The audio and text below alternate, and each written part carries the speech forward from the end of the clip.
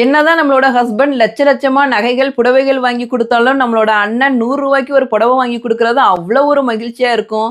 உலகத்துக்கே படி அளக்கிற ஆத்தா சமயபுரத்தா இன்ன வரைக்கும் தான் அண்ணன் கிட்ட இருந்து சீர் வாங்கிக்கிட்டு தான் இருக்கா. அந்த வைபவம் தைப்பூசம் அன்னைக்கு நடக்குது.